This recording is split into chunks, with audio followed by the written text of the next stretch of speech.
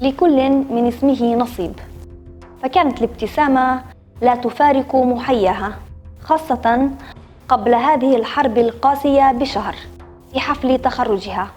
مرح حلاسة كانت ذات صوت شجي تطرب قلوب رفيقات دربها في تخصص الوسائط المتعددة، وكانت تحب التقاط الصور لعائلتها، إلا أن آخر صورهم كانت في الأكفان.